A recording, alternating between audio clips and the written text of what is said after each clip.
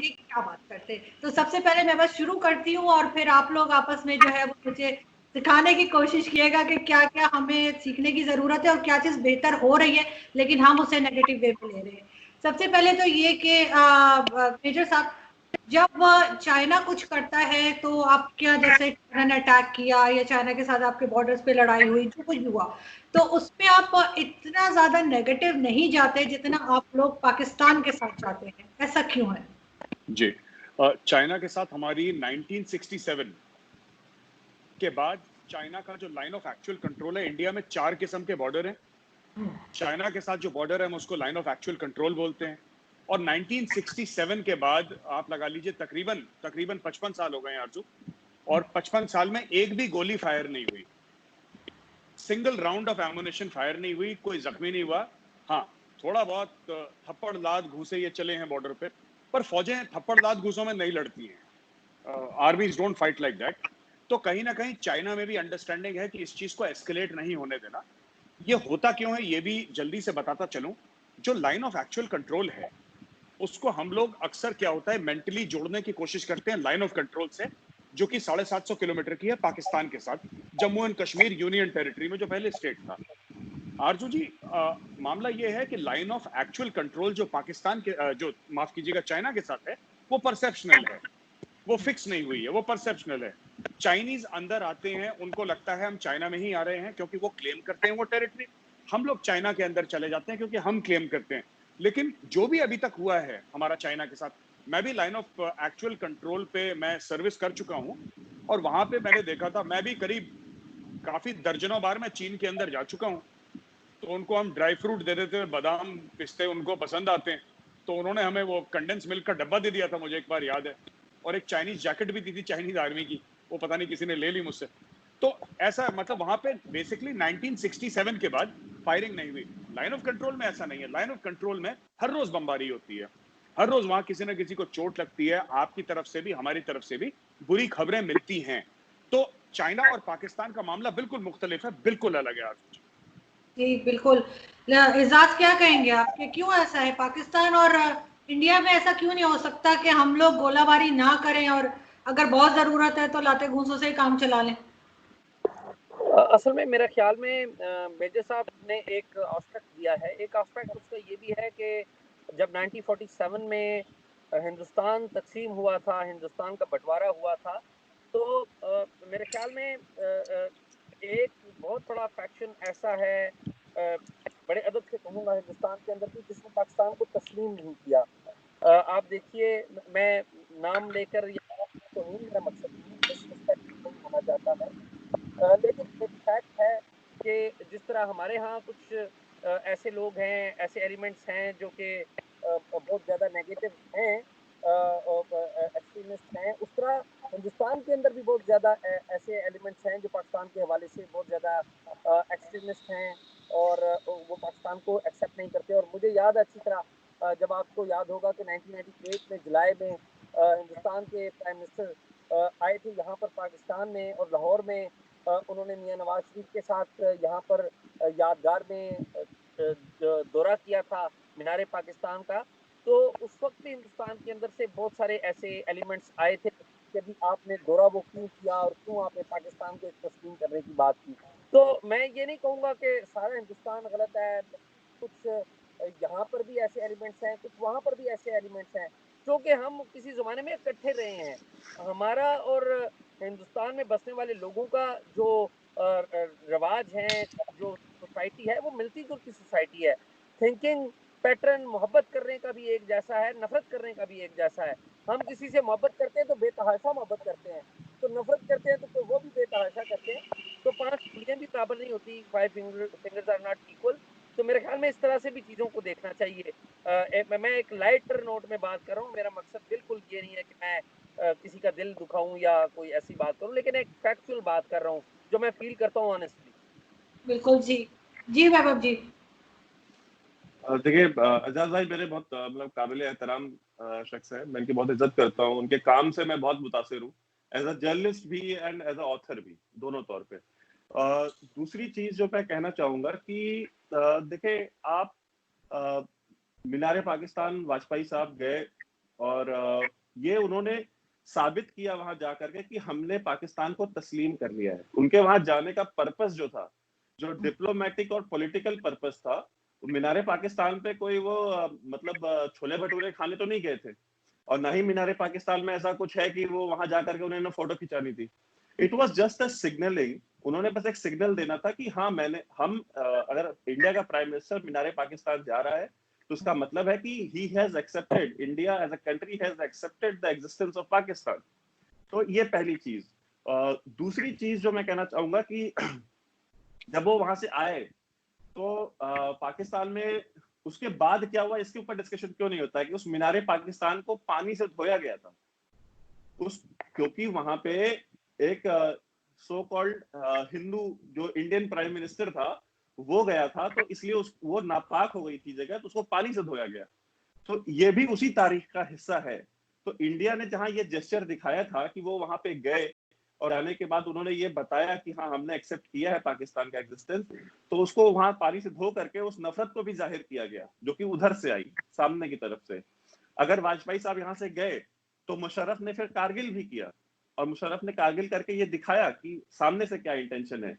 मोदी साहब जब इंडिया से जाते हैं नवाज शरीफ से मिलने के लिए उनकी बेटी की शादी में, तो उसके बदले में क्या होता है, मतलब पठानकोट होता है, उरी होता है। तो जब भी इंडिया ने कोई भी जेस्चर दिखाया, आप हिस्ट्री उठा के देख लें, इंडिया ने जो भी जेस्चर्स दिखाए उसका जो रिटर्न आया है, उसका जो फ्लैशबैक आया है, वो हमेशा किसी न किसी टेररिस्ट अटैक या किसी न किसी डिमीनिंग एक्ट के थ्रू आया है।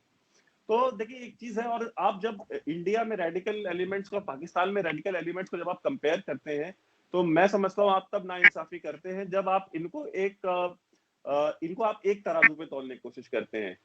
आपके यहाँ पे जो रेडिकलाइजेशन है उसकी भेंट जो है पिछले 10 साल में करीब 50,000 के करीब लोग चढ़ चुके हैं, आपके अपने शहरी। मैं इंडियंस की तो बात भी नहीं कर रहा हूँ। और आपकी रेडिकलाइजेशन की वजह से हमारे यहाँ भी टेररिस्ट अटैक होते हैं, हमारे यहाँ हम लोग इम्पैक्ट होते हैं डायरेक्टली। अगर यहाँ पे बनारस में, लखनऊ में, कानपुर में या बैंगलोर में अगर कोई हिंदुत्ववादी या कोई इस तरह के जो जो बहुत ज्यादा जो रेडिकलाइज नट केसेस हैं, अगर कुछ करते हैं तो उसका इम्पैक्ट आपके ऊपर नहीं जाता है, उसका इम्पैक्ट हमारे यहाँ लोकल शहर, जिला या स्टेट के लेवल तक ही महदूद होता है। तो मैं समझता हूँ कि ये कंपैरिजन हमें नहीं करना चाहिए। जी एजाज, जवाब देंगे आप? बिल्कुल। मैं जो बातें इन्होंने कही हैं उनमें से अक्सर पर इत्तेफाक करता हूँ, लेकिन कुछ पॉइंट्स मैं जरूर बताऊंगा। आपने पहली बात की कि जी मीनारे पाकिस्तान को धोया गया था। देखिए, हुकूमत पाकिस्तान ने मीनारे पाकिस्तान को नहीं धोया था। ये ऐसा ही है कि पाकिस्तान की प्राइम मिनिस्टर बेनजीर भुट्टो या मियां नवाज शरीफ जब हिंदुस्तान का दौरा करते हैं तो आपकी जो लोग हैं वो उस जगह को धोते हैं और कहते हैं कि जी भ्रष्ट हो, हिंदुस्तान भ्रष्ट हो गया। इसका मतलब ये नहीं होता कि हम पाकिस्तानी ये कहें कि हिंदुस्तान की सरकार जो कि अवाम को रिप्रेजेंट करती है, विल ऑफ द पीपल को रिप्रेजेंट करती है, अच्छी है बुरी है उसके सरबराह कोई भी है, लेकिन हिंदुस्तान के अवाम को रिप्रेजेंट करती है। अगर वो पाकिस्तान के प्राइम मिनिस्टर को वेलकम करेंगे तो हम उसको यही समझें कि ये हिंदुस्तान के अवाम ने वेलकम किया है। और आपको अगर वाजपेयी साहब को पाकिस्तान के प्राइम मिनिस्टर ने वेलकम किया था तो पाकिस्तान के अवाम ने किया था, क्योंकि वो पाकिस्तान की अवाम को रिप्रेजेंट करते थे। एक बात। दूसरी बात यह है कि आपने कहा कि उड़ी हो गया और फिर कारगिल का भी जिक्र आपने किया। तो देखिए, इस बात पे तो पाकिस्तान की हुकूमत बरतरफ हो गई। आपको पता है इस बात, पाकिस्तान में गैर जमहूरी दौर का आगाज हो गया और पाकिस्तान में जो गैर जमहूरी दौर का आगाज हुआ था उसकी एक बहुत बड़ी वजह खुद कारगिल थी। और ये कंट्रोवर्सी आपको पता है कि जो प्राइम मिनिस्टर मियां नवाज शरीफ हैं और उनके दरमियान इस वाले से कंट्रोवर्सी थी कि कारगिल की इजाजत उन्होंने दी या नहीं दी। ये मैं इस पर मजीद बात नहीं करना चाहता। आप मेरी बात को, मैं समझ रहा हूँ कि आप समझ पा रहे हैं, आप पढ़ते लिखने वाले लोग हैं। फिर जो बाद में वाजपेयी साहब और बाद में फिर मोदी साहब जब पाकिस्तान में आए तो देखिए पाकिस्तान में बदकिस्मती ये है कि उस तरह से जमहूरियत मजबूत नहीं हुई, न होने दी गई है। उसकी कुछ डोमेस्टिक वजूहात भी हैं, कुछ इंटरनेशनल वजूहात भी हैं। डिटेल में जाए बगैर, मैं आप मेरी बात समझ रहे हैं जो मैं कह रहा हूँ। और पाकिस्तान की जो जिस तरीके से पाकिस्तान में पार्लियामेंट और जमहूरियत मजबूत होना चाहिए था, नहीं हुआ, उसका नुकसान हुआ। सिर्फ हमें नुकसान नहीं हुआ, इस पूरे रीजन को भी नुकसान हुआ। और मैं बड़े अदब से कहूँगा, आप मेरे साथ इस पैनल पे मौजूद हैं, मेरे दिल में आप लोगों का एहतराम है। मैं वही बात कि मैं कोई तौहीन वाली बात नहीं कहूँगा कि पाकिस्तान में जब भी डेमोक्रेटिक प्रोसेस को डीरेल किया गया, तो हमारी जो इर्द गिर्द की दुनिया है और इंटरनेशनल दुनिया है, उसने पाकिस्तान के अवाम का साथ नहीं दिया, उसने अनडेमोक्रेटिक फोर्सेस का साथ दिया। तो आपने खुद माना, और ये बात बिल्कुल दुरुस्त है, मैं बिल्कुल इत्तेफाक करता हूँ कि रेडिकलाइजेशन की वजह से पाकिस्तान को सबसे ज्यादा नुकसान हुआ। आप यकीन करिए, मैं कंपैरिजन में नहीं जा रहा, अगर कंपैरिजन करें तो पाकिस्तान का नुकसान हिंदुस्तान से या इवन अमेरिका से भी ज्यादा हुआ। और पाकिस्तान का नुकसान का अगर कंपैरिजन करना है तो अफगानिस्तान के साथ आप कर सकते हैं, हमारा इतना नुकसान जरूर हुआ, अफगानिस्तान थोड़ा ज्यादा हुआ, हमारा उनसे कम हुआ, लेकिन हुआ। लेकिन जब आप बात करते हैं मुंबई अटैक की या उड़ी की, या वो यूं इस तरह बात होती है कि जिस तरह पाकिस्तान की हुकूमतें ये ऑर्डर करती हैं कि आप मिलिटेंट्स को कि वो जाएं और जाके वहां पर अटैक करें, ऐसा नहीं होता, ना ही ऐसा है। पाकिस्तान की हुकूमतें, मैं पाकिस्तान की इलेक्टेड हुकूमतों के हवाले से आपको मुकम्मल ईमानदारी से बात कर रहा हूँ, मैं मुकम्मल ईमानदारी से बात कर रहा हूँ, और मैं डिसऑनेस्टी नहीं कर रहा हूँ। देखिए, हम मुल्कों के अंदर ऐसे एलिमेंट्स हैं जो जिनका अपना भी एक एजेंडा है, ठीक है, और वो एजेंडा कुछ बाहर के लोग भी आके इस्तेमाल करते हैं उनको, और हम गिरबान पकड़ते हैं एक दूसरे का, हम गाली देते हैं एक दूसरे को, एक दूसरों की हुकूमत को। कुछ गलतियां हुई होंगी, मैं ये नहीं इस बात को कहता हूँ कि गलतियां बिल्कुल भी नहीं हुई, और कुछ गलतियां आपकी तरफ से भी हुई होंगी जो अगेन आपके कंट्रोल में नहीं है, जो हमारे कंट्रोल में नहीं है, हमारी तरफ की गलतियां। तो करना क्या है मेरे ख्याल में, जो हम सोल्यूशन ओरिएंटेड अप्रोच क्या है, सोल्यूशन ओरिएंटेड अप्रोच ये है कि हम, देखिए आप कितनी खूबसूरत बातें कर रहे हैं, आप लोगों को के बारे में एक तासुर ये है पाकिस्तान के अंदर कि आप लोग एक बिला वजह की पाकिस्तान से नफरत करते हैं। मैं मेजर साहब के हवाले से जो मेरा तासुर था, जब मेजर साहब से बात हो रही है तो बिल्कुल एक डिफरेंट पिक्चर पता लग रही है। मैं आपको ईमानदारी से बात बताता हूँ कि जो टीवी चैनल्स हैं, जो टीएलपीज के पीछे होते हैं, जो रेटिंग्स के पीछे होते हैं, आपके उधर भी है, हमारे इधर भी है, उनका काम है कि लोगों को ध्यान दें, लोगों को इल्म दें, अवेयरनेस दें। हम लोगों का काम है कि हम अपने लोगों को अवेयरनेस दें। देखिए, आप और मैं, हम तीनों यहाँ पर बैठ के इख्तलाफ भी एक दूसरे से कर रहे हैं, लेकिन एहतराम के दायरे में रहकर कर रहे हैं। हम अपना नुक्ता भी बयान कर रहे हैं, एहतराम के दायरे में रह कर रहे हैं। और मुझे यकीन है कि जो आप गुफ्तगू कर रहे हैं, आपके लोग जब आपको सुनेंगे तो वो आपको देशद्रोही या गद्दार या रेबल्स नहीं कहेंगे, अनपेट्रियोटिक नहीं सर्टिफिकेट देंगे। और मुझे ये भी यकीन है कि जो पाकिस्तान का पढ़ा लिखा आदमी जो हमारी गुफ्तगू सुनेगा, आरजू को और मुझे नहीं इस तरह देशद्रोही करार देगा या हमें गद्दार करार नहीं देगा। हमने इन वॉइसेस को, जो दलील की बातें हैं, जो आर्ग्यूमेंट की बातें हैं, उनको एक्सपेंड करना है। जो कुछ जी पाकिस्तान की, मैं आखिरी बात करूंगा, जो जी कुछ जी पाकिस्तान की हुकूमत करती है उसकी जिम्मेदारी आरजू पे और मेरे पे और सारे अवाम पे नहीं है, और बिल्कुल इसी तरह जो कुछ मोदी साहब करते हैं उसकी जिम्मेदारी आप दोनों हजरात के ऊपर भी नहीं है। बहुत कुछ अच्छा हमारी हुकूमतें भी कर रही हैं और कुछ गलतियां हमारी हुकूमतें भी कर रही हैं, बहुत कुछ अच्छा आपकी शायद भी कर रहे हैं और कुछ गलतियां भी आपकी तरफ कर रहे हैं। हमने अपनी अपनी गलतियों को सुधारना है, सुधार की तरफ ये जाना होगा। लड़ाई कोई सोल्यूशन हो ही नहीं सकता, एक दूसरे की तौहीन कोई सोल्यूशन हो नहीं सकता। गलतियां होंगी, ये आपकी तरफ से भी होंगी, हमारी तरफ से भी होंगी, लेकिन ये हल उसी वक्त होगा जब ऐसे लोगों की तादाद ज्यादा होगी जो लड़ाई को और दहशतगर्दी के रास्ते की बजाय एक दूसरे से बातचीत को, डायलॉग को मसाइल का हल समझे। ये जी मेरा मानना है। जी मेजर साहब। जी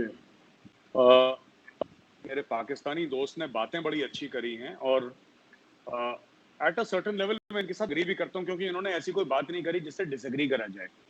लेकिन जो सच्चाई है वो मुख्तलिफ है थोड़ी सी। आप ये कहते हैं कि ऐसा नहीं है कि आपकी जो सरकार है, आपकी गवर्नमेंट है, वो 26/11 ऑर्डर करती है। वो कुछ लोग हैं पाकिस्तान में जो करते हैं, मैं आपको बताता हूँ। वजाद खान पाकिस्तानी जर्नलिस्ट हैं। वजाद खान ने अपने इंटरव्यू में परवेज मुशर्रफ से बोला, परवेज मुशर्रफ ने खुद बोला कि कश्मीर में लड़ने के लिए हमने तंजीमें बनाई। उन्होंने परवेज मुशर्रफ जो आपके प्रेसिडेंट थे, आपके आर्मी चीफ थे, सरकारी थे, वो गवर्नमेंट ही थी पाकिस्तान की परवेज मुशर्रफ, क्योंकि इलेक्शन तो थे नहीं, 10 साल तक वही थे। उसके पहले उसके पहले समय जनरल जियाउल हक थे। तो इन सब की अगर आप खासतौर से in the line of fire पढ़ें या उनके इंटरव्यूज देखें, वो बड़े साफ तौर पे उन्होंने बोला है कि ओसामा बिन लादेन हमारा हीरो। उन्होंने बोला लश्कर तैयबा हमारा हीरो है। तो वो लश्कर तैयबा, वो ओसामा बिन लादेन, जो कि यूनाइटेड नेशंस ने जिनको बोला है कि टेररिस्ट हैं, राइट। अब देखिए, मैं आपको बताता हूं, एज एन इंडियन हमें क्या लगता है। ऐसा साहब कि हमें ऐसा लगता है कि हाफिज सईद को यूनाइटेड नेशंस ने टेररिस्ट उसको बोल दिया कि ये टेररिस्ट है। वही हाफिज सईद को यूनाइटेड नेशंस ने टेररिस्ट बताया, जिस यूनाइटेड नेशंस का आप कश्मीर के हवाले से बोलते हैं कि साहब ये 1947-48 की आप बात करते हैं यूनाइटेड नेशंस रेजोल्यूशन की। तो कहीं ना कहीं पाकिस्तान कुछ यूनाइटेड नेशंस की बातें मान लेता है और कुछ बातें नहीं मानता। अब मैं आपको बताता हूँ प्रॉब्लम कहाँ से आती है। अच्छा तो ये सर एक बात मुझे आपको पता है ना, हाफिज सईद अभी किधर है? आपको पता है इस बात का? अभी हाफिज सईद किधर है? जी, मैं आपको एक बात बता देता हूँ सर। नहीं, मैं छोटी सी एक बात, बुरा ना बनाइएगा। हाफिज सईद का आपने जिक्र किया ना, देखिए हाफिज सईद इस वक्त जेल में, तो ऊपर एक उनके ऊपर हुकूमत पाकिस्तान ने, किसी और ने नहीं, हुकूमत पाकिस्तान ने उनको चार्ज किया है, उनको गिरफ्तार किया है और उनको जेल में भेज दिया है। आप की बातों को मैं इनकार नहीं कर रहा हूँ, मैं सिर्फ आपको ऐड कर रहा हूँ कि देखिए आप पाकिस्तान को बुरा कह रहे हैं। ये वही पाकिस्तान है कि जिसके आर्मी चीफ ने वो बातें कही, जो उन्होंने गलतियां थी उन्होंने मानी। ये आप इस बात को भी इस तरह से भी देखिए। और फिर यही वही पाकिस्तान है जिसने हाफिज सईद को गिरफ्तार किया और हाफिज सईद को आप जेल के पीछे हैं। तो इसको पॉजिटिवली भी देखिए। जी नहीं साहब, इसको हम पॉजिटिवली इसलिए नहीं देख सकते क्योंकि हाफिज सईद कई बार जेल जा चुका है, कई बार जेल से निकल चुका है, पहली चीज। नहीं allow me to complete sir. मैं थोड़ा सा, अगर आप आरजू ऐसे कैसे होगा? अगर प्लीज एक मिनट में कंप्लीट कर लेते फिर आप बता दिएगा। इजाज एक मिनट, मेरे साथ एक आखिरी बात, मैं इंटरप्ट नहीं करूंगा, मैं माफी चाहता हूं।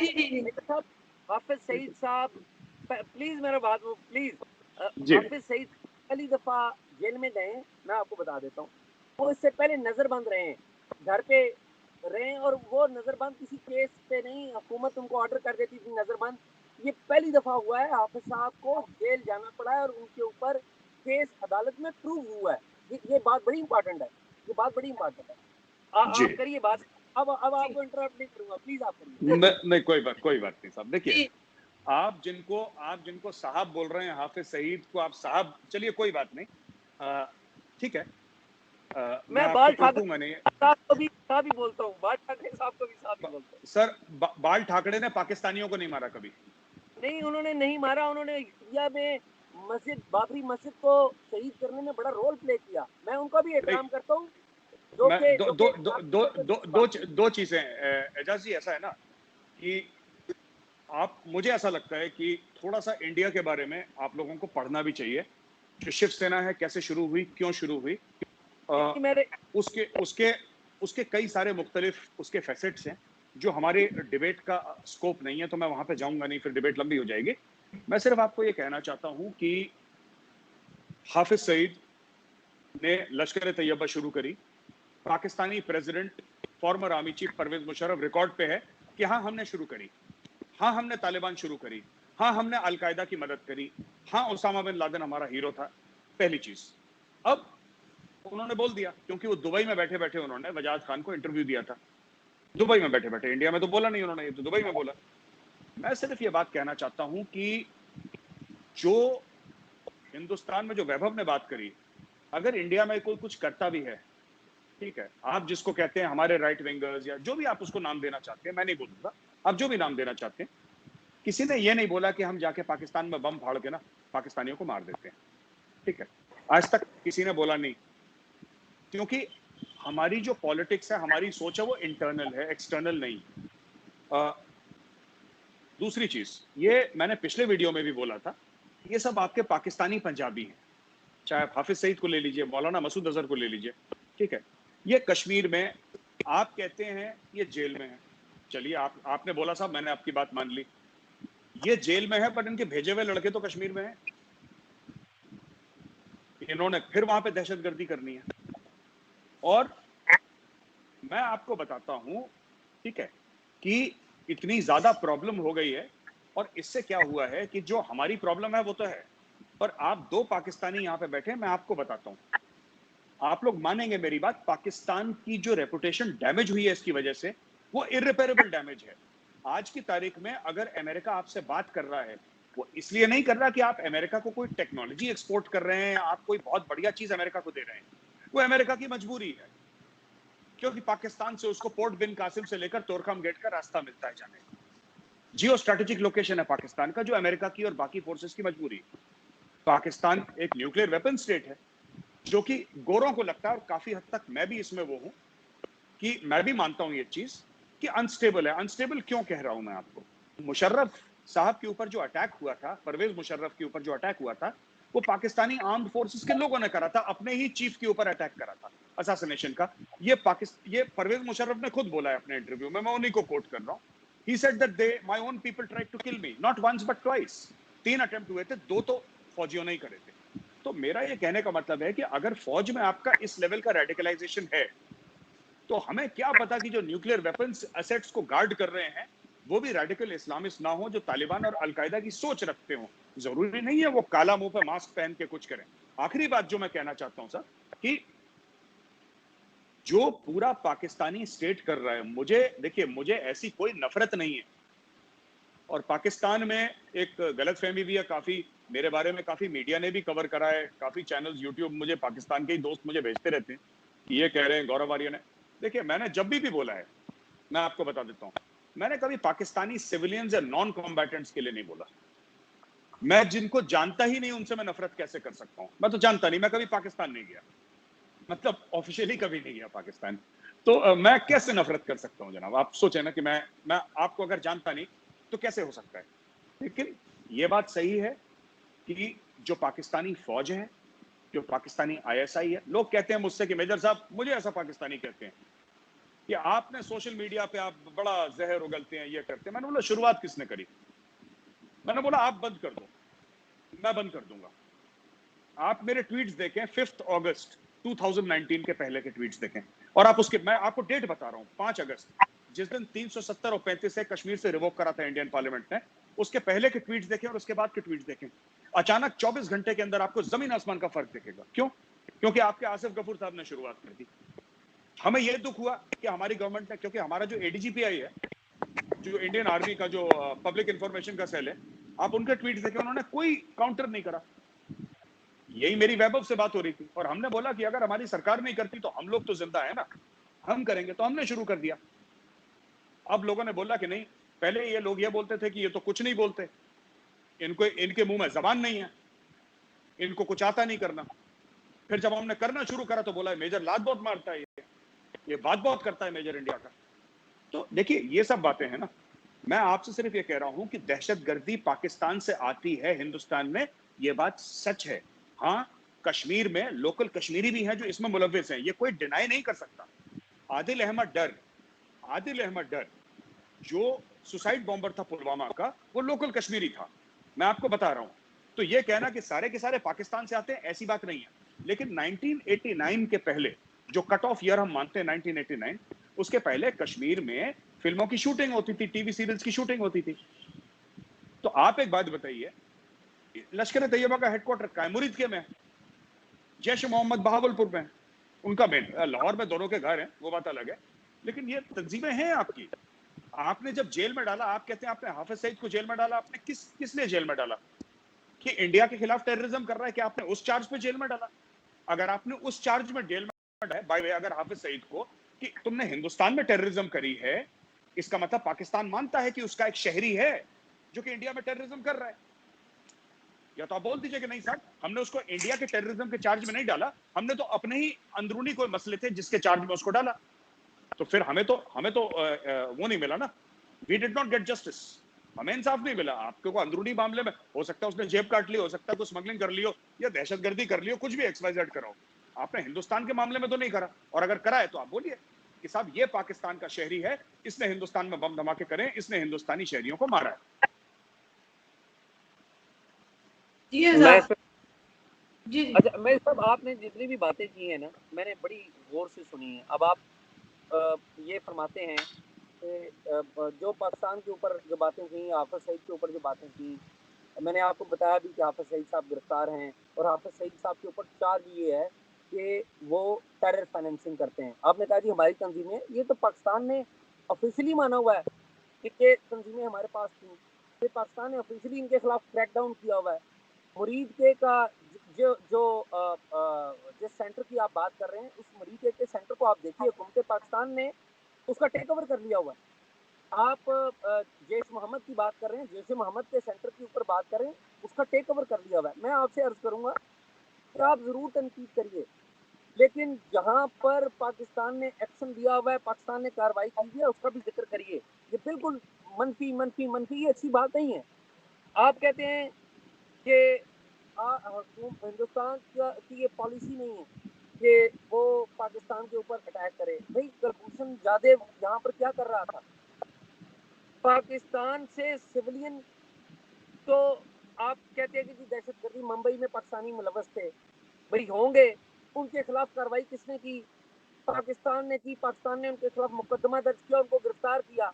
आपको पता होना चाहिए कि पाकिस्तान ने मुंबई अटैक का मुकदमा यहाँ पे दर्ज किया, उनको गिरफ्तार किया, उनके प्रोसेसेस अदालत के अंदर चल रहे हैं, कुछ तो सजाएं हो गई हैं, कुछ अभी प्रोसेस में है, किसी ने बेल भी अप्लाई की है, किसी को बेल मिली है, किसी को नहीं मिली। ठीक है, कुलभूषण सिंह यादव इस बात का सबूत है कि भारत हुकूमत की तरफ से आपकी research and analysis wing of India raw जो है वो अपने ऑफिसर्स को पाकिस्तान में दहशतगर्दी के लिए भेजती है। ये आपकी कन्फेशन है जो अनडिनाइबल है। फिर आप मुझे और नाम भी पूछेंगे, मैं और नाम भी निकालता जाऊंगा जो पुराने, जिनको पाकिस्तान ने, जिन स्पाइस को पाकिस्तान ने रिलीज किया। आप मुझे बताएं पाकिस्तान के कितने स्पाइस को, पाकिस्तान के कितने अफसर्स को आपने पकड़ा? देखिए आप जब बात करेंगे ना इस तरह की, तो मैं भी आपको इस तरह के रेफरेंसेस दूंगा। हम दोनों के जी पास बड़े रेफरेंसेस हैं एक दूसरे के खिलाफ देने के लिए। आप जी मुझे दो देंगे, दो मैं भी आपको जी दूंगा। वैभव जी मैं ये बात करने का मकसद ये है, देखिए हम एक दूसरे को, आप मुझे दो घूंसे मारेंगे, मैं भी आपको दो घूंसे मारूंगा। मुमकिन है दो ना मार सकूं, एक मार सकूं, हो सकता है आप भी मुझे दो ना मार सके, एक मार सके। तो घूंसे बहुत है हम दोनों के पास एक दूसरे के लिए। लेकिन मैं ये अर्ज कर रहा हूँ कि घूंसों के अलावा भी हमें बात करनी चाहिए। आप जनरल मुशर्रफ साहब का इंटरव्यू का हवाला देते हैं कि जनरल मुशर्रफ साहब ने ये बातें की। भाई ये पाकिस्तान की ऑफिशियल पॉलिसी है कि हमने कुछ गलतियां की और उन गलतियों को सुधारने के लिए, आप देखिए 16 दिसंबर 2016 को पाकिस्तान में, 2014 को पाकिस्तान में जो कुछ हुआ, आपके हिंदुस्तान में उसका 10% नहीं हुआ हुआ। आपको पता है पाकिस्तान के स्कूल में बच्चे शहीद कर दिए गए, बच्चे मासूम toddlers, and they were killed by the militants, they were killed by the terrorist. और उसकी भी जब तहकीकात हुई तो ये तहकीकात में ये बात आई कि अफगानिस्तान के थ्रू इंडिया का कोई एलिमेंट भी था। ये बात अभी चूंकि पब्लिक नहीं, मालूमात अभी पब्लिक नहीं आई, इसलिए मैं इल्ज़ाम कोई नहीं लगाता हूँ, या मैं ये नहीं कहता हूँ कि आप ही मुलव्वस थे। ये बातें कुछ आई थी इस तरह के इन्वेस्टिगेशन में आया। इशू ये है कि आप जब पाकिस्तान के ऊपर और पाकिस्तान के थिंकिंग के ऊपर डाउट करेंगे, तो हमारे यहाँ से भी लोग आपके ऊपर और आपकी थिंकिंग के ऊपर डाउट करेंगे। आपने पाकिस्तान के एक ही सांस में पाकिस्तान के न्यूक्लियर जो एसेट्स हैं उनको, उनकी सिक्योरिटी के ऊपर भी डाउट कर दिया। मैं अब आपको बताता हूँ कि पूरी दुनिया में एक इदारा है IAEA, इंटरनेशनल एटॉमिक जो एसेट्स हैं, स्ट्रेटेजिक एसेट्स हैं डिफरेंट मुल्कों के, उसके ऊपर निगरानी करता है ये इदारा। और इस इदारे के इंस्पेक्टर्स दुनिया के हर उस मुल्क में जाते हैं जहां पर न्यूक्लियर आर्म्स मौजूद होते हैं। अभी पिछले दिनों इनकी डेलीगेशन पाकिस्तान में आई हुई थी और उन्होंने पाकिस्तान को सर्टिफाइड किया कि पाकिस्तान के न्यूक्लियर एसेट्स जितने मजबूत और बेहतरीन प्रोटेक्शन में है उतने शायद और कहीं में नहीं है। ये रिकॉर्डेड है, आप चेक कर लीजिए, इस बात को आप चेक कर लीजिए, मैं हवा में बात नहीं कर रहा।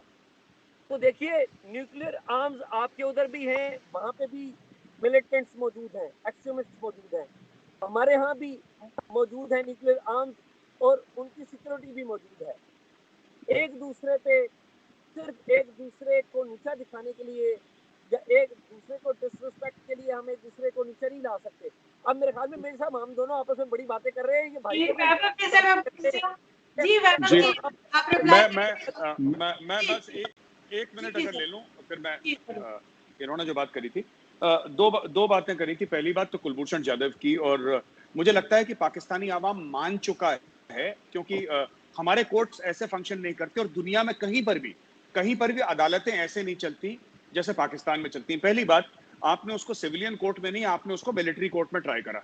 मिलिट्री कोर्ट क्या होती है मुझे नहीं पता, मैं आर्मी का हूं, मुझे आज तक नहीं पता लगा military court is meant for the military, it is not meant for civilians. पहली चीज। दूसरी चीज ये है कि आपने कुलभूषण, मैं ये अभी इस वक्त मेरे पास इतना वक्त नहीं है कि मैं आपको समझाऊं कि उसको ईरान से किडनैप करा था। पहली बात, मैं वो बात नहीं करूंगा। मैं 3 बातें बताता हूं कुलभूषण के बारे में, ठीक है, जो मैंने पिछले वीडियो में भी बनाई थी। पाकिस्तानी खुद सोचें, एक बार खुद दिमाग लगा के सोचें कि कुलभूषण जाधव, जो जाधव नाम है ना, जादेव नहीं है एक्चुअली, आप लोग नाम गलत प्रोनाउंस करते हैं। जाधव, कुलभूषण जाधव जो नाम है वो महाराष्ट्रियन नाम है। अगर हमें जासूस भेजना भी होता पाकिस्तान में तो हम पंजाबी स्पीकिंग भेजते, उर्दू स्पीकिंग भेजते। महाराष्ट्र, आपने कभी कुलभूषण जाधव को सुना हिंदी बोलते हुए? साफ पता लगता है वो महाराष्ट्रियन है। वो तो उर्दू बोलेगा, हिंदी बोलेगा, 2 मिनट में आपको पता लग जाएगा कि ये बाहर का बंदा, यहाँ का है नहीं लोग। एक minute sir, allow me sir, एक मिनट सर, उर्दू सब बोल लेते हैं ना, क्योंकि उर्दू एंड हिंदी बहुत सिमिलर है। उर्दू के अपने वर्ड सिर्फ 100-150 वर्ड्स हैं उर्दू के। उर्दू में तो तमिल और तेलुगु के भी वर्ड्स हैं, उर्दू में आपके फारसी के भी वर्ड्स हैं। तो उर्दू तो हम जो बात कर रहे हैं, आप अगर मैं वैभव से पूछूंगा, वैभव ये कहेंगे आप हिंदी बोल रहे हैं, मैं आपसे पूछूंगा आप बोलेंगे उर्दू बोल रहे हैं, तो उसमें ज्यादा कुछ फर्क नहीं है। आपने कुलभूषण जाधव के बारे में बात करी। दूसरी बात है कि पाकिस्तान में बोला कि साहब उसका इकबालिया बयान की 0 वैल्यू होती है वर्ल्ड के कोर्ट्स में। अगर मैं इकबालिया बयान, आपने मुझे मार के अगर आपने मुझे दुम्बा बना दिया और आपने बोला कि नहीं गौरव आर्या तुम रॉ के एजेंट हो, तो मैं दर्द कम करने के लिए बोल दूंगा यार मैं रॉ का एजेंट हूं। ये प्रूफ किसी भी इंडियन कोर्ट्स में, इंडियन सुप्रीम कोर्ट में या किसी भी दुनिया की कोर्ट में इसको प्रूफ मानते ही नहीं। जिसको पाकिस्तानी सबूत मान रहे हैं, इसको कोई भी दुनिया की जो कंट्री है डेमोक्रेटिक, वहां पे सबूत माना ही नहीं जाता। आप कह रहे हैं उसकी जेब से पासपोर्ट मिला, मैं ये कहता हूं अगर मैं वकील होता कुलभूषण का, मुझे तो कुलभूषण के वकील का नाम भी नहीं पता, अगर उसको वकील दिया हो तो, अगर मैं होता मैं कहता साहब आपने प्लांट करा है, पासपोर्ट है ही नहीं इसका, आप प्रूव करिए इसका पासपोर्ट है। अब आपने जो बात करी न्यूक्लियर एसेट की, कि आपने बोला कि साहब बाहर की एजेंसी आई थी और उसने न्यूक्लियर एसेट्स को पाकिस्तान के बोला था कि बिल्कुल सेफ है। जरूर कहा होगा, जरूर आई होगी, लेकिन मेरा सवाल यह है कि डॉक्टर AQ खान कौन है? आपने डॉक्टर AQ खान को हाउस अरेस्ट में क्यों रख रखा है? क्योंकि पाकिस्तान से प्रोलिफरेशन हुआ था, नॉर्थ कोरिया को पाकिस्तान ने टेक्नोलॉजी बेची थी और मटेरियल बेचा था, इसीलिए मुशर्रफ ने जेल में डाला। आज की तारीख में वो बंदा हाउस अरेस्ट में है। उसका पिछले महीने बयान आया था AQ खान का कि मेरे ऊपर ये कर रखा है। तो देखिए आज की तारीख में आपने फॉरेन एजेंसी के लिए ठीक कर दिया कि वो लोग आ रहे हैं इंस्पेक्शन के लिए, गेरू चुना जिसको हम फौज में कहते हैं, उताई करके फिट कर दिया उसको। सच्ची बात यह है कि AQ खान है कौन, आप दुनिया को बताएं। 2 अब्दुल मिले थे, उसका भी नाम अब्दुल है ना, AQ खान का अब्दुल समथिंग खान, अब्दुल कदीर खान। 2 अब्दुल मिले थे, एक हिंदुस्तान को मिला था, एक पाकिस्तान को मिला था। हमारा जो अब्दुल कलाम था, हमने उसको सर पे बैठाया, देश का राष्ट्रपति बनाया और उसको इतनी इज्जत दी। वो भी हमारे न्यूक्लियर साइंटिस्ट थे, हमारे प्रेसिडेंट थे। और आज की तारीख में सिर्फ इंडियन आर्मी, नेवी और एयरफोर्स नहीं, हिंदुस्तान का एक एक शहरी डॉक्टर कलाम को सैल्यूट करता है। सिर्फ इसलिए नहीं कि उन्होंने न्यूक्लियर वेपन्स के टेस्ट करे, उनसे पहले भी 74 में न्यूक्लियर वेपन्स का टेस्ट हो चुका था जब इंदिरा गांधी थी प्राइम मिनिस्टर, लेकिन उन्होंने हमें मिसाइल टेक्नोलॉजी में सक्षम बनाया। नेशन रिस्पेक्ट्स AQ खान, वो हीरो है हमारा। और जिसने आपके लिए मिसाइल बनाई आपने उसको जेल में डाल दिया क्योंकि उसने न्यूक्लियर प्रोलिफरेशन करा था। वैभव अब आप बोलिए, मैंने बोल दिया जो मैंने बोलना था। पॉइंट ले लूं फिर एजाज आपकी तरफ आऊंगी। जी वैभव। नहीं, ये यार चूंकि एजाज जो है वो इन्वेस्टिगेटिव जर्नलिस्ट हैं, तो मैं इनसे रिक्वेस्ट करूंगा कि ये एक आध राउंड चाबहार घूम आए और चाबहार के मार्केट में अगर 2-4 दिन गुजार लेंगे तो मुझे इनके टैलेंट पे पूरा भरोसा है कि इनको सच जरूर मिल जाएगा जो कुलभूषण जाधव का सच क्या है। अगर any person who has even a little experience in investigative journalism वो चाबहार में एक हफ्ता गुजार लिया, उसको सब पता चल जाएगा कि कुलभूषण जाधव वहां से कैसे उठा, उसको कौन लोग चाबहार के बाहर लेके गए, फिर वहां बलूचिस्तान के कौन से गांव से लोग आए थे जिन्होंने उसकी खबर दी थी, और फिर कैसे उसको वहां से स्मगल करके ले जाया गया, फिर कैसे उसकी फैमिली को इस्लामाबाद शिफ्ट किया गया जिस बंदे ने उसके बारे में इंफॉर्मेशन दी थी। तो देखिए ये एजाज का काम है जो हमें करना पड़ रहा है, तो इसका बड़ा अफसोस है मुझे। दूसरी चीज ये है कि जब भी इन्होंने बात करी कि वो जेल में है हाफिज सईद साहब, अब जेल में तो लखवी था, वो जेल में रह के बाप बन गया, बताएं। अब ये कौन सी साइंस है, ये तो मुझे नहीं पता कि ये कौन सी जेल है जहाँ जेल में बंदा जेल में है और उसके बच्चे हो रहे घर पे। तो ऐसी जेल तो मतलब सिर्फ पाकिस्तान में ही हो सकती है, और जिस जेल पे आपको इतना फख्र हो। मैं ऐड करूंगा, आप हिंदुस्तान में भी ऐसी जेलें मुतारफ कर रहे हैं कि अपने कैदी को आप ये तो ये तो जेल का हाल है। और तीसरी चीज ये है कि देखिए मुझे कोई ऑब्जेक्शन नहीं है पाकिस्तान में क्या हो रहा है क्या नहीं हो रहा है। प्रॉब्लम ये होती है कि जब इंडिया में रेडिकलाइजेशन, जैसा मैंने पहले पॉइंट उठाया था कि इंडिया में रेडिकलाइजेशन इंडिया के अंदर लिमिटेड है, महदूद है, उसकी एक हद है, वो उसके बाहर नहीं एक्सपैंड करता है, ठीक है। लेकिन आपके यहाँ पे जो रेडिकलाइजेशन है वो पूरे खित्ते को डिस्टर्ब करता है, डिस्टेबलाइज करता है। अगर कोई भी टेररिस्ट अटैक अगर आपके यहाँ से ओरिजिनेट होता है, आपके बहावलपुर से या मुरीदके से, तो उसकी वजह से दो न्यूक्लियर स्टेट्स के बीच में war, the war starts looming in between two nuclear states. तो ये डिफरेंस है हमारे और आपके यहाँ पे रेडिकलाइजेशन के डिफरेंस, जो रेडिकलाइजेशन का जो डिफरेंस है। एक लास्ट चीज मैं कहना चाहूंगा, आपने कहा था कि जो टेररिस्ट ऑर्गेनाइजेशंस है इनको, या जो टेररिस्ट हमले होते हैं कि किसी गवर्नमेंट ने नहीं कहा कि आप जाएं और 26 से 11 करें या पठानकोट पे हमला करें या उरी पे हमला करें। तो सर मैं कहता हूं कि गवर्नमेंट्स करें ना करें, हम तो ये कहते हैं कि आपके यहाँ आपके पास गवर्नमेंट्स के पास पावर नहीं है। तो आप ही लोग हैं जो हमको ये क्वेश्चन करते हैं कि भाई आप क्यों कहते हैं इमरान खान प्राइम मिनिस्टर, हम कहते हैं वो पपेट है, आप कहते हैं नहीं वो प्राइम मिनिस्टर है, हम कहते हैं वो पपेट है, आप कहते नहीं उसको मानना पड़ेगा प्राइम मिनिस्टर। हम तो मान रहे हैं इस चीज को कि भाई उसके पास पावर नहीं है, वो ऑर्डर दे भी दे कि तुम जाओ बॉम्बे में जाकर के टेररिस्ट अटैक करो, तो उसे कहने से कोई नहीं आना, एक बंदा नहीं आएगा, उसके अपने पीटीआई के कारकुन नहीं आएंगे। लेकिन जो दूसरे लोग हैं जिनके पास पावर है, जो इन लोगों को ट्रेन करते हैं, जो इनको फाइनेंस करते हैं, वो सिर्फ न कि सिर्फ यहाँ आते हैं, वो यहाँ आकर के टेररिस्ट अटैक्स करते हैं। वो कौन से इदारे हैं आप भी जानते हैं, और उन इदारों से आपने डील भी करा है। वो इदारे अफगानिस्तान में क्या कर चुके हैं दुनिया जानती है। वो इदारे आज की डेट में वो खैबर पख्तूनख्वा में जो पीटीएम के जो कारकुन है, आरिफ वजीर, अभी जो लेटेस्ट शहादत है आरिफ वजीर की है, तो उनके कितने कारकुन मार चुके हैं, सिंध में कितने लोग मिसिंग पर्सन है, बलूचिस्तान में क्या उन्होंने किया। तो वही सेम इदारे आपके वो हमारे यहाँ भी ये सारे काम कराते हैं। तो भाई आप उनको क्वेश्चन करें ना, हम तो आपसे कहते हैं आप उनको क्वेश्चन करें, आप उनको अकाउंटेबल करें कि भाई आप उनके खिलाफ लिखें।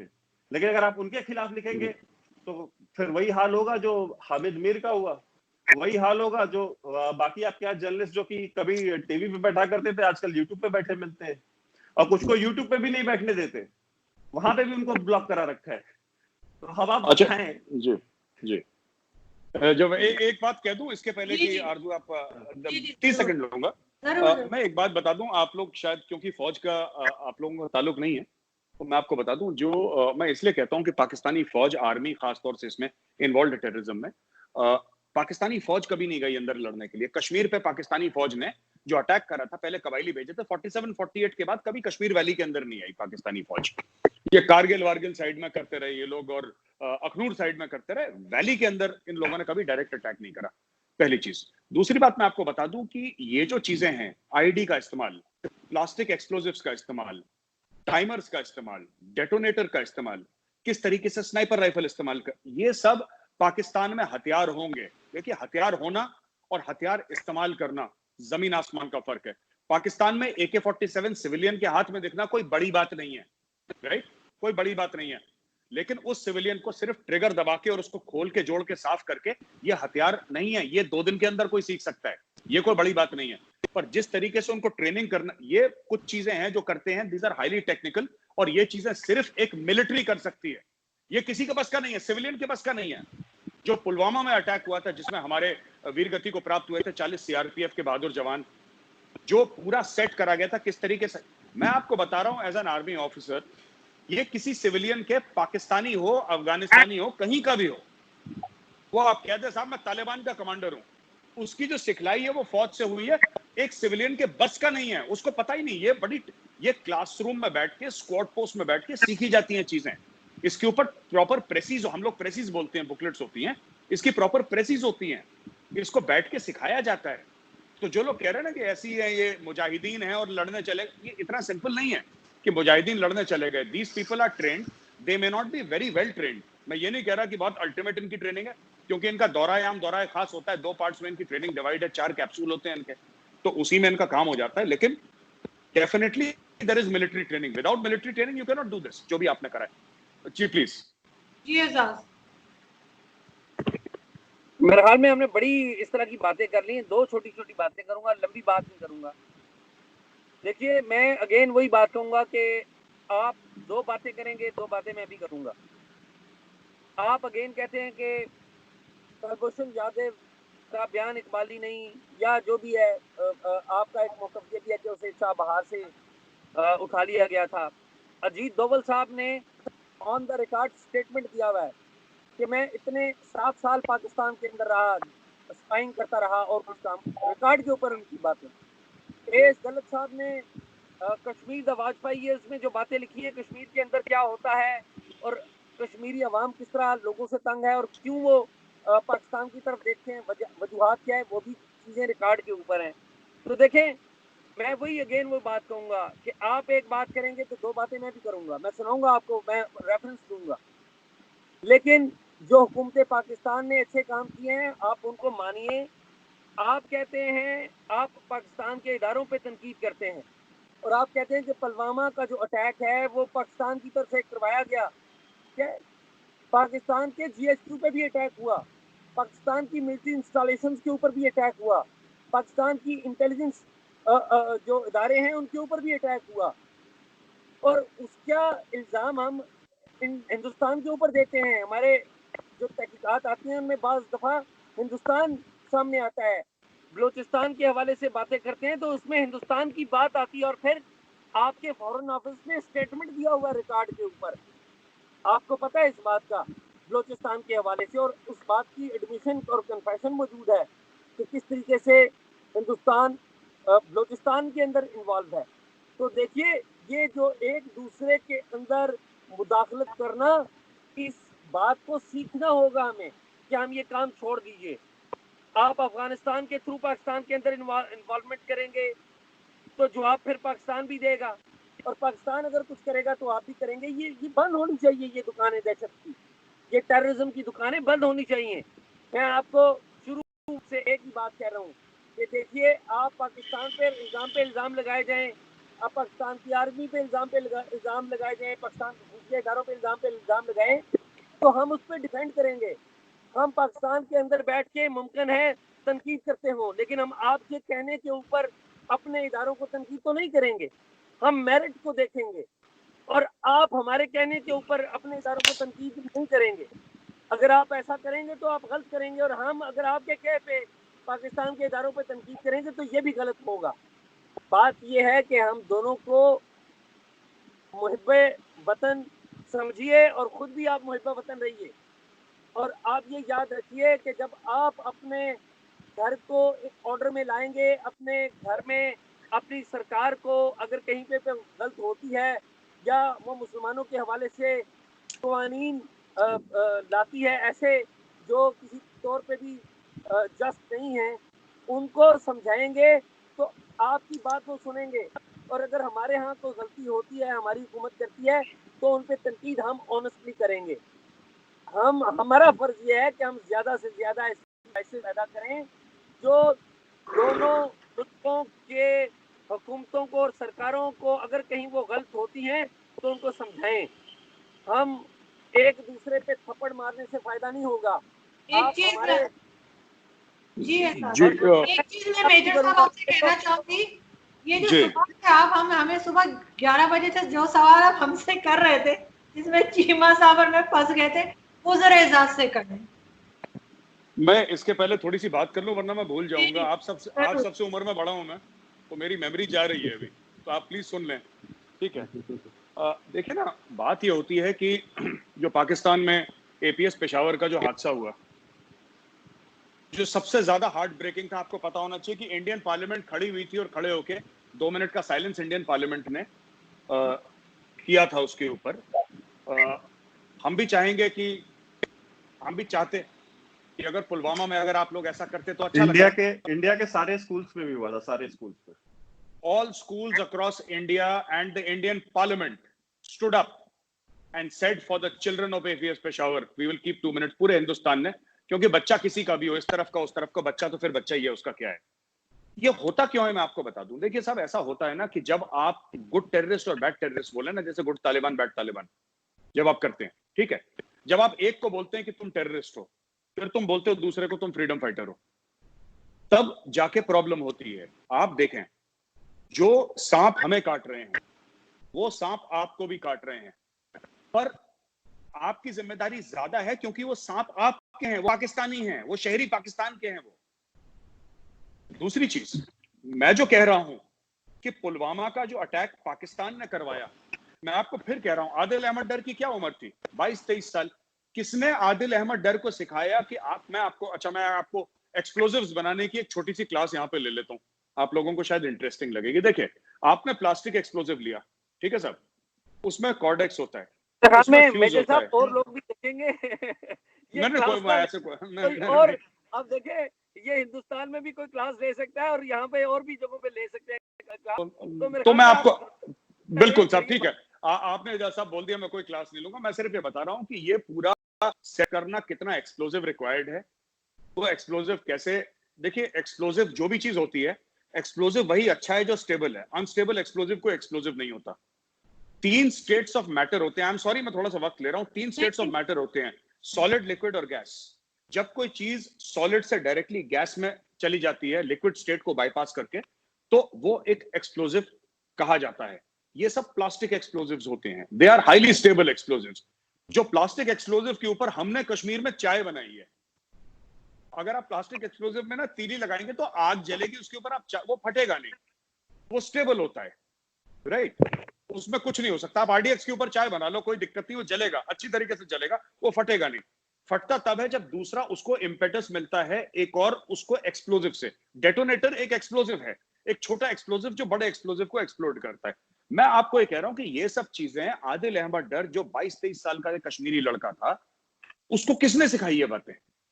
आरडीएक्स कहां से आया वो अलग बात है, छोड़ दें। डेटोनेटर कहां से आया, कॉर्डेक्स कहां से आया, उसके पास फ्यूज कहां से आया, वो बात छोड़ दें, मैं उसकी बात ही नहीं कर रहा। मैं कह रहा हूं उसको सिखाया किसने, ये सिविलियन को आ ही नहीं सकता।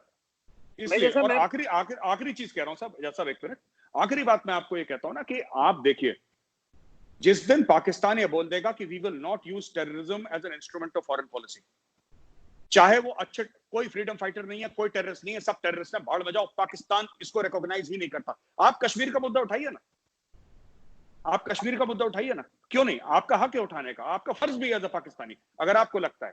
और आखिरी बात मैं ये कहना चाहता हूं कि आप कहते हैं हिंदुस्तान के मुस्लिम, देखिए सुनिए सर, हिंदुस्तान के मुस्लिम कैटेगोरिकली कह चुके हैं कि जो भी हमारे इख्तलाफात हैं वो हम with in the framework of the constitution अपने हुकूक की लड़ाई लड़ने के लिए हम लोग सामर्थ्य हैं, हमें पाकिस्तान की हेल्प नहीं चाहिए।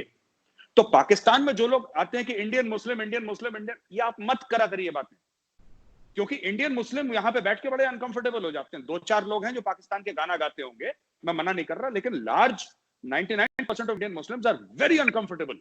और ये बात एक मौलवी साहब है हमारे, बड़े फेमस हैं वो, मैं भूल गया, मुशर्रफ साहब को दिल्ली में एक मीडिया हाउस था, उसमें उन्होंने बोला था, मैं आपको वो क्लिप भेज दूंगा ढूंढ के, वो यूट्यूब पे क्लिप है वो जहाँ पे मुझे उन्होंने याद है, बोला था कि सर, हाँ देखा हुआ मैंने, जी याद है, बड़ा फेमस। जी जी, उन्होंने बोला साहब ठीक है हमारे साथ प्रॉब्लम है इंडिया में, हम ये नहीं कह रहे कि मुसलमानों को इंडिया में कोई प्रॉब्लम नहीं है, लेकिन वो कॉन्स्टिट्यूशन के दायरे में हम सोल्यूशन ढूंढ लेंगे। आप रहनुमाई मत करिए हिंदुस्तान के मुसलमानों की।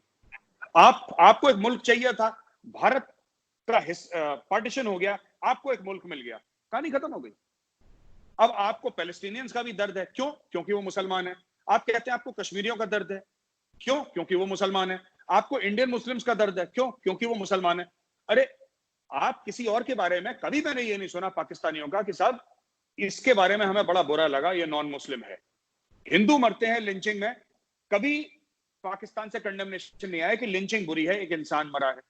आप लोग बात करते हैं मुस्लिम मुस्लिम मुस्लिम मुस्लिम मुस्लिम 24/7 मुस्लिम की बात करते हैं, फिर आप हमें गुनहगार बताते हैं कि तुम लोग इस्लामोफोबिया करते हो। भाई फर्क किसने करा हिंदू मुसलमान में, या हिंदू सिख, सॉरी मुसलमान और यहूदियों में, या मुसलमान और क्रिश्चियन में? हर जगह तो आप लोग कहते हैं अच्छा मुसलमान क्या होता है। आपने कभी सुना किसी हिंदू को बोलते हुए कि अच्छा हिंदू क्या होता है? या फिर यू सी, आपने जो प्रोजेक्शन करा ना इस वर्ड का मुस्लिम का, इतनी बार कर दिया कि लोगों को लगने लगा कि ये अलग हैं। आप ये लोग ये बात ही मत करें। पैलेस्टीन का मसला है, पैलेस्टीनियन संभाल लेंगे। और अगर आप पैलेस्टीन के लिए बोलते हैं, अगर आप पैलेस्टीन के लिए बोलते हैं, आपका हक है बोलने का और आपका फर्ज भी है, आप कश्मीर के बारे में बोलिए। लेकिन आप चीन में जो 15 लाख मुसलमानों को चीन में जेल में डाला है, उसके बारे में इमरान खान कहते हैं साहब हमें पता ही नहीं इनके बारे में, ये आज मरते हैं कल मरते हैं, आज मरे अभी मर जाए उसकी तरफ से, उसको कोई फर्क नहीं पड़ता। वो तो अमेरिका है, जो अमेरिका ने अभी लेजिस्लेशन पास करा है कि वीगर मुसलमान है चाइना में, उनके साथ क्या हो रहा है, चाइना जवाब दे। पाकिस्तान ने तो कोई लेजिस्लेशन पास नहीं करा। तो पाकिस्तान को, हमें ऐसा लगता है और हमारा ऐसा मानना है कि जहां पे पाकिस्तान को फायदा होता है, जहां पे पाकिस्तान की इंटरनेशनल स्टैंडिंग बढ़ती है, या फिर कश्मीर का मामला जो एक बड़ा इमोशनल मामला है पाकिस्तान में, मुस्लिम्स का, इस्लाम का, उम्मा का, वहां पे आप लोग उम्मा का हवाला देते हैं। वहां पे इमामों को नचवाया जा रहा है, शराब पिलाई जा रही है, सुअर का गोश्त खिलाया जा रहा है, पाकिस्तान से चू नहीं निकलती। ये गलत बात है ना, ये तो मुनाफकत है।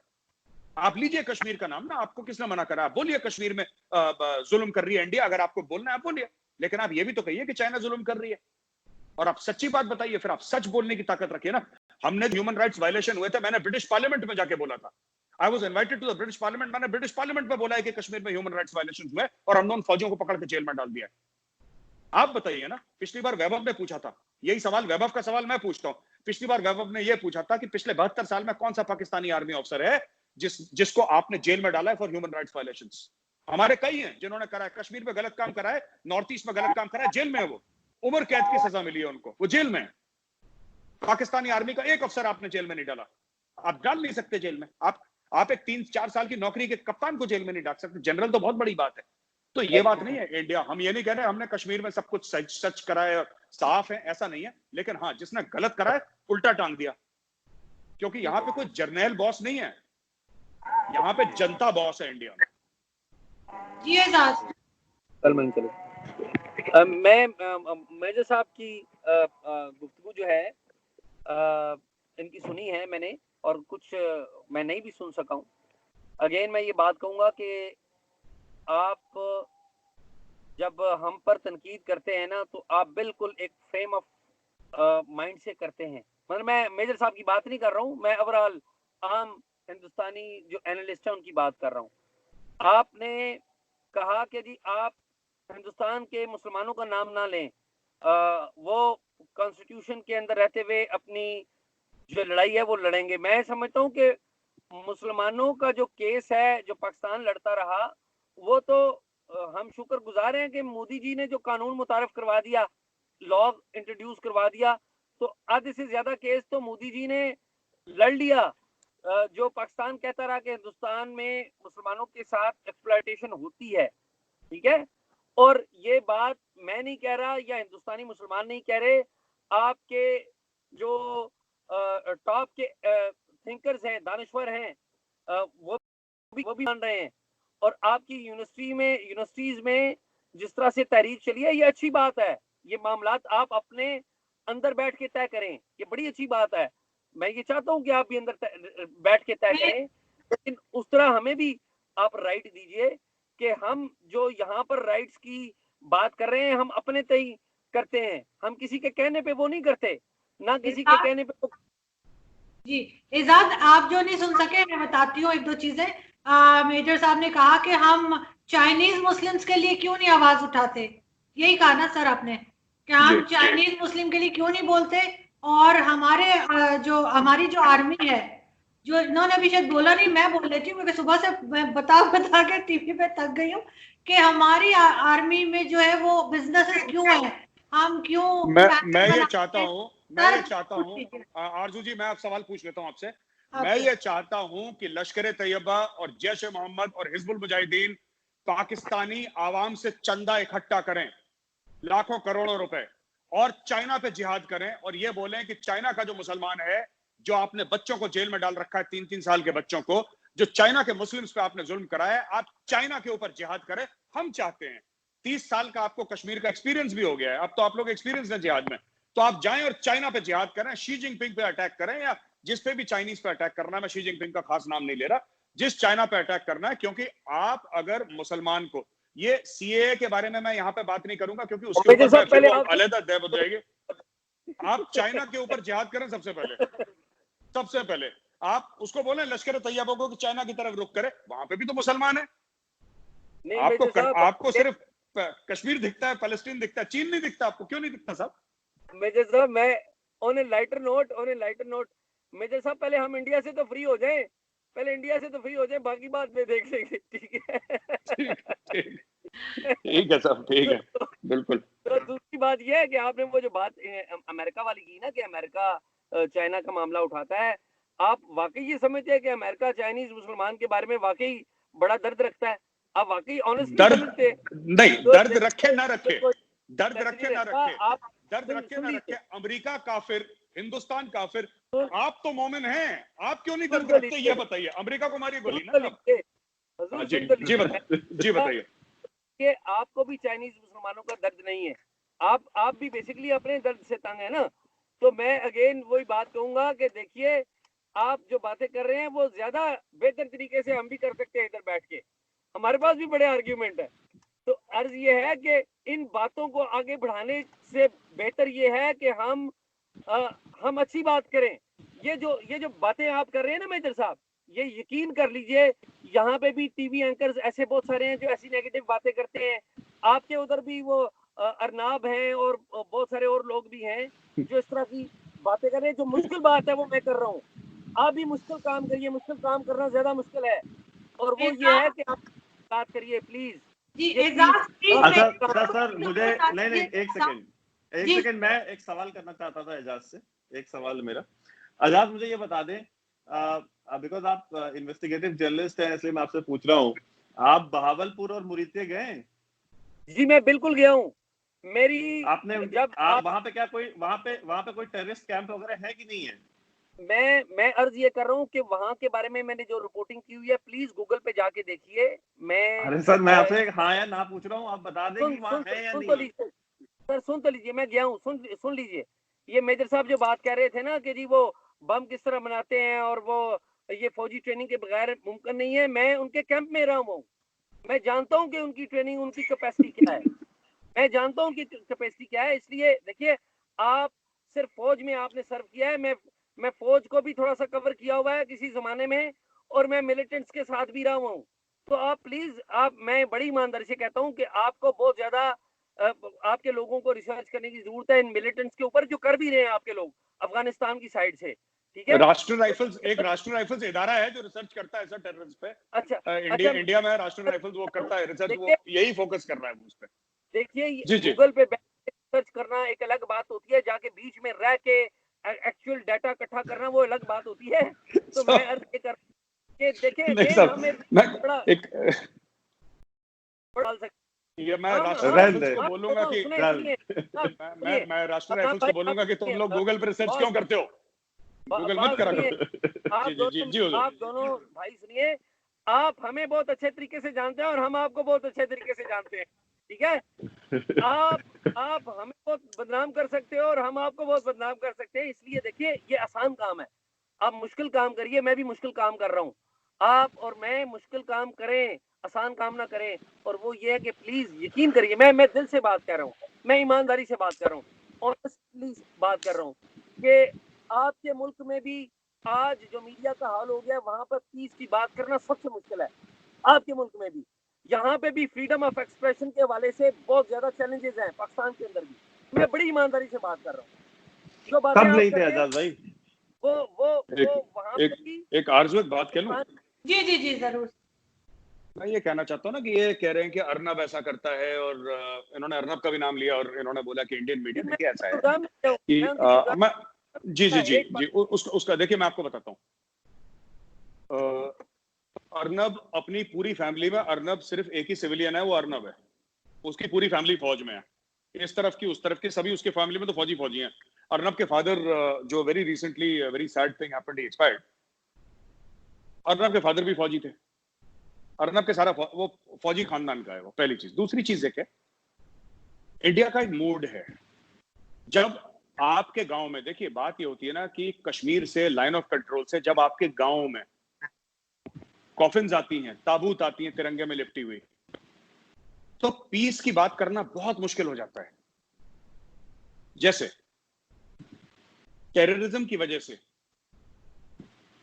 हमारे जवान लड़ते लड़ते, अगर कोई घर है, मैं आपको बताता हूं ऐसा क्यों होता है कि हमारे जवान शहीद होते हैं, हमारे अफसर शहीद होते हैं। आप लोग कहते हैं ना कि इंडियन आर्मी गलत करती है वहां पे कश्मीर में। अगर एक घर है जिसमें 4 टेररिस्ट हैं, राइट, 4 टेररिस्ट हैं, तो दूर से एक रॉकेट लॉन्चर मारना, घर तबाह हो जाएगा।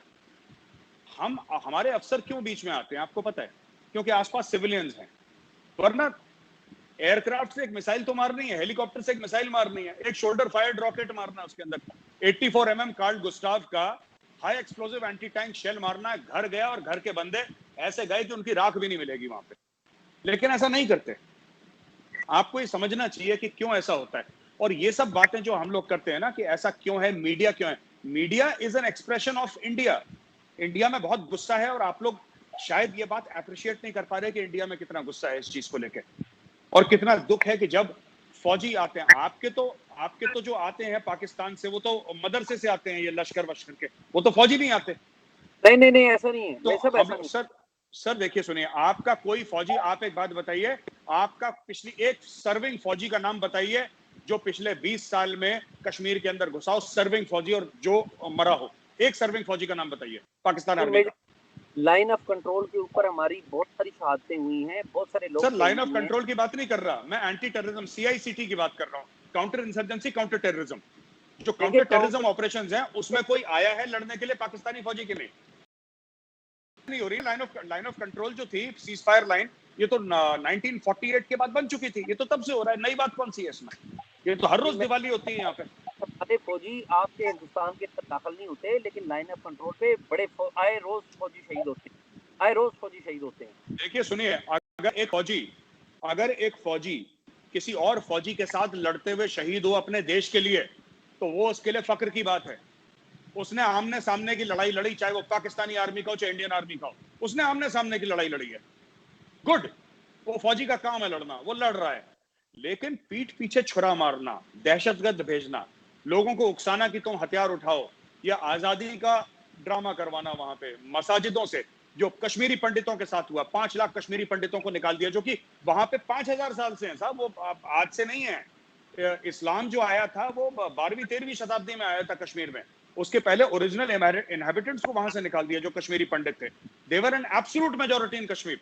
आज कश्मीरी पंडित वहां पे कश्मीर में जो 100% वहां पे कश्मीरी हिंदूज थे एक टाइम पे, अभी वहां पे 99% कश्मीरी मुस्लिम्स हैं, वहां पे हिंदूज हैं ही नहीं।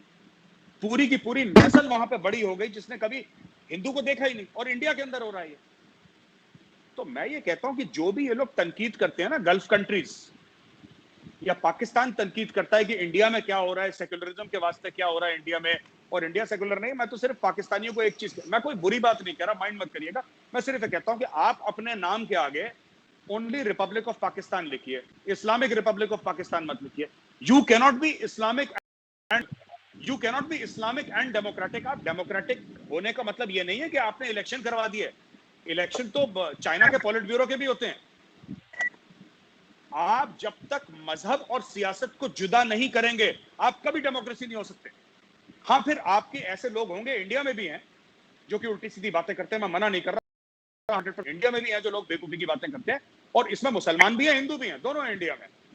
आप लोग सोचते हैं सिर्फ हिंदू ही बातें करते हैं। आपके ओवैसी का भाई ये कहता है, असदुद्दीन ओवैसी जो इंडिया का है, उसका भाई और बड़ा फेमस आदमी है वो कहता है कि 15 मिनट के लिए पुलिस दिखाओ, फिर हम देखो हम इन हिंदुओं का क्या करते हैं मार। उसके ऊपर क्या हुआ? कुछ नहीं हुआ, खुला घूम रहा है, डेमोक्रेसी है, बोलने का हक है, जो बकवास है करो, क्या फर्क पड़ता है?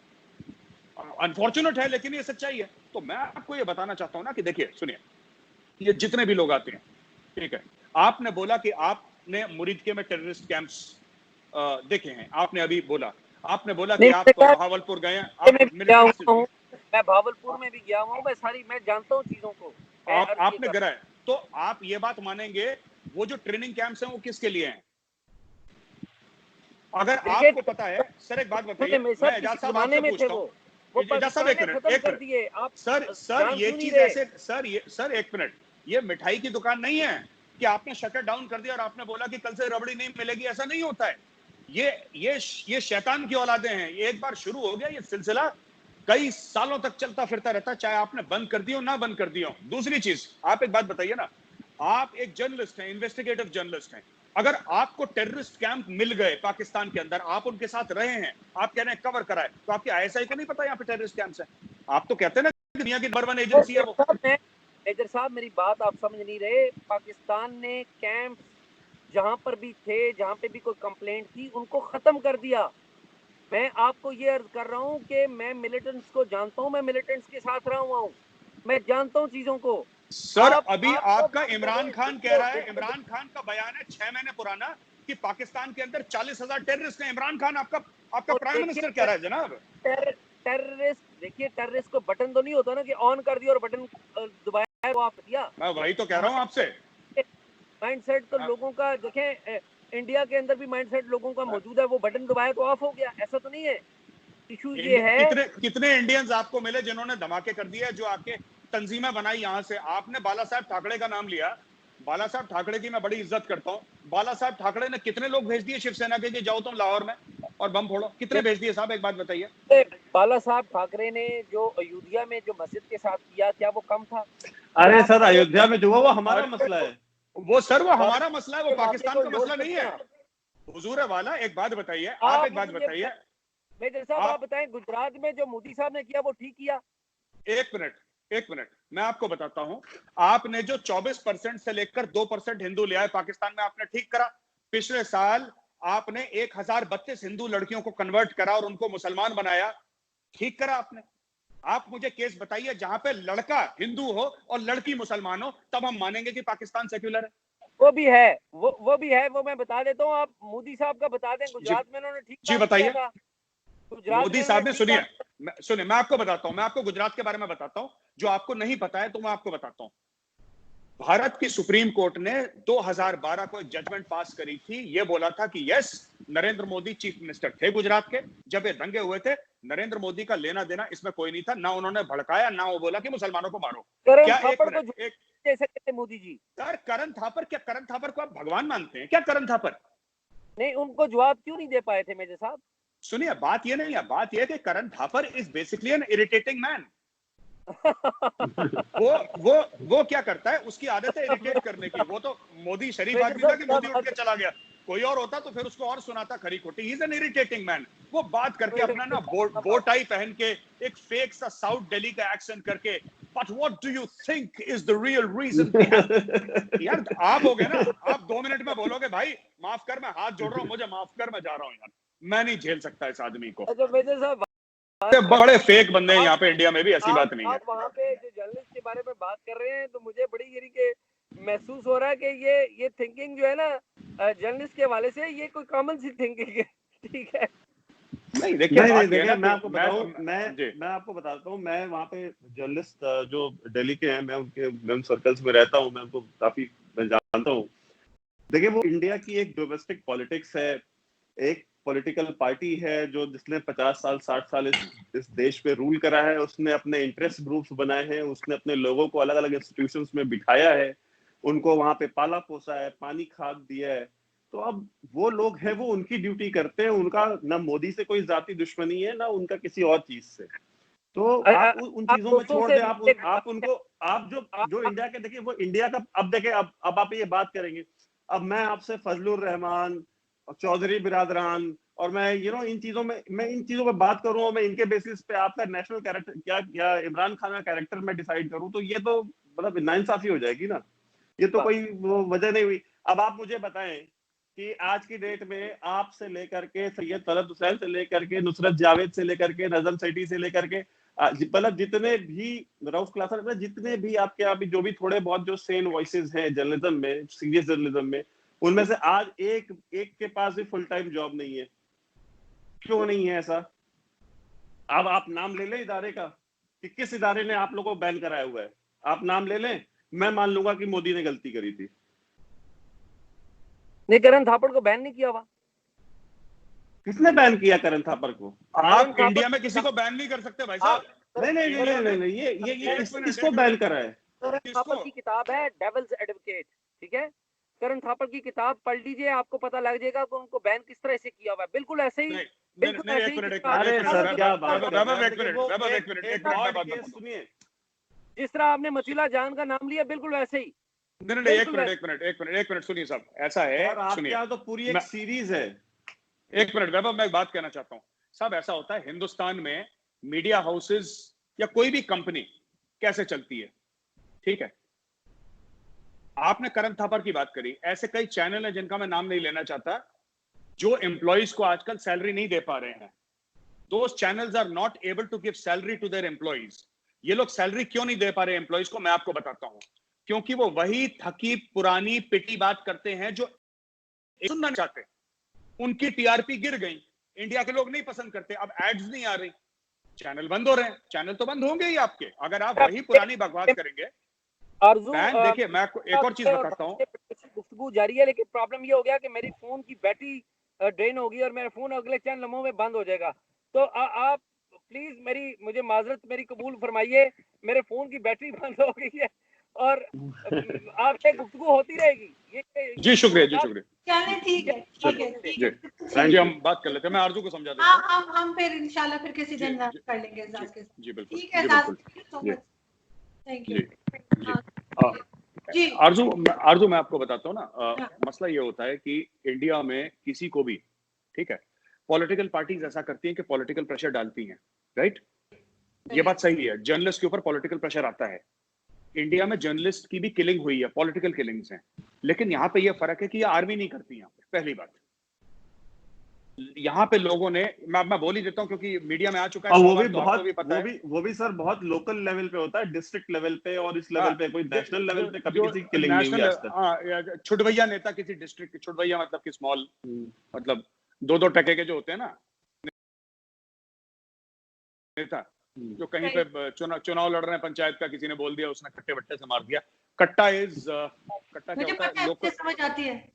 अच्छा, आपको इतना पता है ना, तो लोकल ये 5-5 हजार रुपए के मिलते हैं। तो ये तो इस टाइप की चीजों से किसी को मार दिया, तलवार से मार दिया, ये सब। देखिए, इंडिया में आप ये देखिए कितने चैनल्स हैं जो रोज के रोज नरेंद्र मोदी को गालियां देते हैं टीवी पे, रोज के रोज। मैंने तो कोई नहीं देखा। मैं आप देखिएगा, आपको पता लगेगा, रोज के रोज। मेजर साहब नाम नहीं लेते, मैं आपको व्हाट्सएप कर दूंगा। हाँ ठीक है, रोज के रोज ये लोग बैठ के मोदी को गाली देते हैं। कितने बैन हुए हैं? पर देखिए मैं एक बात बताता हूं, मैं फिर आपको बताता हूं, नरेंद्र मोदी के कॉन्फिडेंस का राज क्या है। आप भी मानिए, he is a very confident man. आरजू, मैं आपको बताता हूं, अगर आप इंडियन हो और आपके पीछे 130 करोड़ हिंदुस्तानी खड़े हो जाएं, आपका भी कॉन्फिडेंस छत फाड़ के आसमान में चला जाएगा। नरेंद्र मोदी वो नहीं कर रहा जो भाजपा की पॉलिसी है, आप ये प्लीज समझिए। नरेंद्र मोदी वो नहीं कर रहा जो की पॉलिसी है। नरेंद्र मोदी वो कर रहा है जो भारत के देश के भारतवासी चाहता है वो करे, चाहे वो सीए हो, 370 हो। क्यों इंडिया में आम इंडियन ने प्रोटेस्ट नहीं करा? आम इंडियन की बात कर रहा हूं। जो ये अभी साहब जो हमारे साथ थे, जो कह रहे थे ना यूनिवर्सिटीज में प्रोटेस्ट हुआ है, इन यूनिवर्सिटीज के मैं आपको वीडियो देखूंगा। बोलीविया में क्या हो रहा है, इनको दिक्कत है, वेनेजुएला में हो रहा है। ये चाहे वहां पे गए हो नहीं गए हो, मैप पे ना ढूंढ पाए, इनको हर चीज से दिक्कत है। मैं इनको सीरियसली नहीं लेता, ठीक है। लेकिन मैं आपको बता रहा हूं कि जो एक बात आप पाकिस्तानियों को भी बता दीजिएगा, Narendra Modi is doing what the people of India want him to do, Amit Shah is doing what the people of India want them to do. और जी सुनिए, इतना बड़ा कदम लिया कि कश्मीर में आपने इंटरनेट बंद कर दिया, करा? कश्मीर में आपने टेलीफोन टेलीकम्युनिकेशन बंद कर दिया था, अभी तो शुरू हो गया सब कुछ, राइट? आपने सब कुछ बंद कर दिया। इंडिया में किसी ने कुछ नहीं बोला। क्यों नहीं बोला? क्योंकि इंडियंस ने, कुछ लोग हैं हर समय 130 करोड़ में सारे एक जैसे नहीं होते, कुछ ने जरूर लिखा इसके ऊपर कि ये गलत है। 99.99% ऑफ द इंडियन सेड बिल्कुल ठीक है, हम तुम्हारे पीछे खड़े हैं। वो कहते हैं ठीक है ठोको। वो कहते हैं मोबाइल फोन ही हटा दो कश्मीर से, अगर हटने से बात बनती है तो लैंडलाइन घंटी घुमा के बात करेंगे, नहीं होगा हटा दो। यही चीज सिर्फ कश्मीरी मुस्लिम्स के लिए नहीं है। यही जब बाबा राम रहीम जो था, जिसका केस हुआ था, ठीक है, बाबा राम रहीम का केस हुआ था पंचकुला में, जो कि हरियाणा में है। पंचकुला वैभव, इट्स इन हरियाणा ना पंचकुला। पंचकुला में 39-40 लोगों को जो कि हिंदू थे, उनको गोली मार दी। सरकार ने ऑर्डर दिया ठोको इनको गोली, मार दी गोली उनको। लेकिन मुझे ये बताएं ना कि जब भी कोई मोदी जी के खिलाफ बात करता है, आपकी टॉक शोज की बात करें, जितने भी चैनल्स मैंने देखे, बाद में मैं खुद भी थी, तो वो उनको कहने लग जाते हैं कि ये तो पाकिस्तानी है, मतलब वो सुनने को तैयार कहाँ नहीं आपने देख लिया? होते। बोल सकते हैं ना, कहाँ बल्कि कहाँ पे? कांग्रेस देखिए, नहीं, एक सेकंड, उनका पता नहीं क्या बीजेपी नाम को था, प्रकाश मेरी बात सुनो। झा या कुछ ऐसा नाम था, तो वो उनको जी। चलाने के लिए झा की जगह जहांगीर बीजेपी बोलने लगे। तो फिर नहीं एंकर नहीं नहीं नहीं जहांगीर नहीं, देखिए मैं आपको शो बता रहा में हूँ, थे जी। बीजेपी को क्रिटिसाइज करने के लिए पाकिस्तानी बोले ऐसा नहीं होता है। वो कब लगते हैं इस तरह की जो मतलब मैं तो कहूंगा इसको कि जो पॉलिटिकल जो स्लोगनरिंग है, ये इस तरह का जो लोग काम करते हैं, ये तब होता है जब आप, कुछ लोग हैं मतलब उनका ये फिक्स है कि वो आर्मी के खिलाफ बोलेंगे ही बोलेंगे।